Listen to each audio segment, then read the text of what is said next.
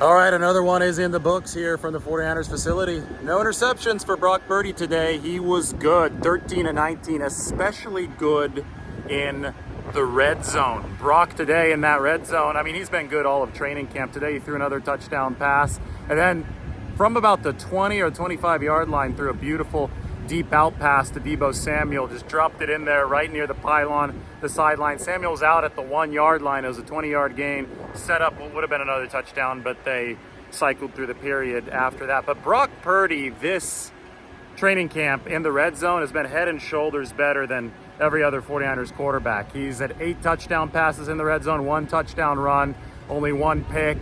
Sam Darnold's got 5 touchdown passes in the red zone. I believe Trey Lance only has 2 and a touchdown run. So Purdy's been really damn good. By the way, Brandon Allen, I think, has had the second highest completion percentage in the red zone behind Purdy, 5 of 6 for Brandon Allen. So not as many attempts for the 49ers fourth quarterback. But that red zone work does tell you a lot about how quarterbacks are performing, because it's all constricted right in the red zone. You don't have as much space. You have to be more precise.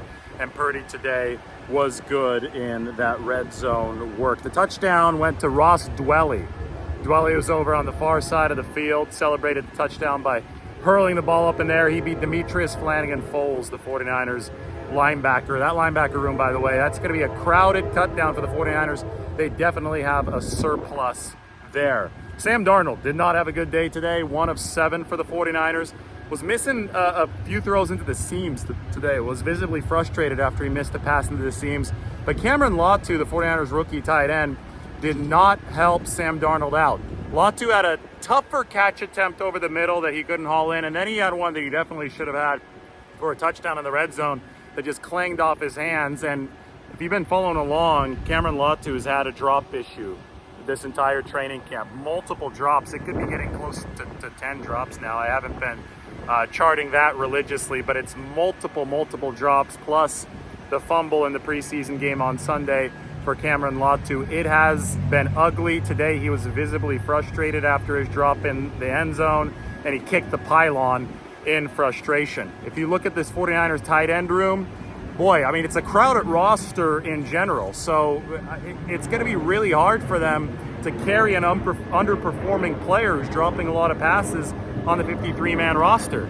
It's a situation where maybe they can try to sneak Latu onto the practice squad. You don't like to cut a third-round pick as a rookie, but what can the 49ers do if he doesn't turn it around here over the next couple of weeks? I think their most reliable tight ends so far have been the veterans. Obviously, George Kittle, Ross Dwelley, Charlie Werner. I think that Braden Willis for a rookie's been reliable.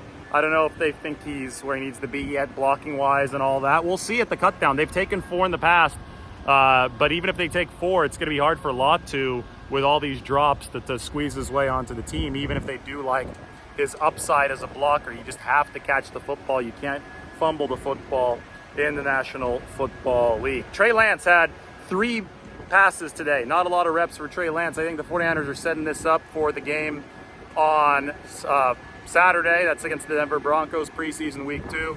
I think that you're going to see an inversion of the Lance-Darnold dynamic from week 1 of the preseason. That means that Trey Lance is going to play the second half and Sam Darnold will start, or if they decide to give Brock Purdy a couple series, then Sam Darnold will come in right after that. But most of the work today went to Purdy. Second most work went to Sam Darnold. Trey Lance had 3 shorter passes, all completions, to Troy Fumagalli, the tight end, to Willie Snead, and then to Jeremy McNichols, the running back, moving out of the backfield. So nothing really to write about regarding Trey Lance at practice today.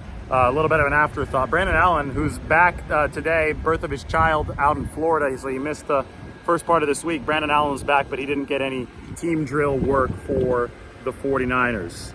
Talked about the great Deebo catch. I talked about the Dwelley touchdown. I talked about Latu kicking the pylon. Here's something you don't see every day in practice. 49ers iced their kicker in practice today. Remember, Jake Moody, the rookie, had missed 2 field goals due to icings, unexpected icings against the Raiders. Well, in this practice, Brian Schneider, 49ers special teams coordinator, right before Moody was set to kick, said timeout, because he wanted to see if Jake Moody could handle the icing. And Jake Moody did handle the icing. He made that field goal, and then they backed up and they made another one. So you got to do it if he's 0 for 2 in his NFL preseason career. so far with 2 successful icings, right? You've got to make it happen.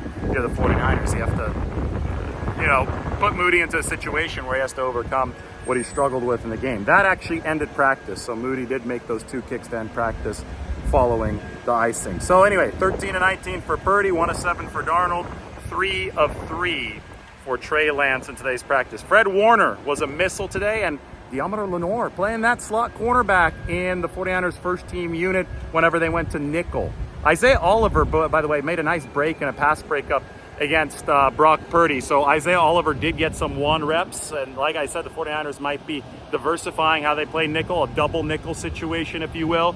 You have Isaiah Oliver working there in maybe a big slot kind of situation against base packages. But in the actual nickel, when they needed a little bit more coverage, it was Charvarius Ward as an outside cornerback, Ambry Thomas as an outside cornerback, and Darnold Lenore kicked in. That's a way for the 49ers to get their top 3 coverage corners onto the field at the same time. So that was interesting to me because Steve Wilkes talked about that at practice. He said that's one of the permutations that the 49ers are going to be experimenting with.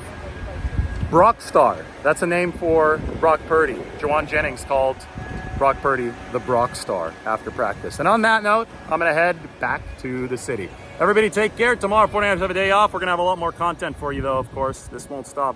Game here at Levi's on Saturday against the Denver Broncos.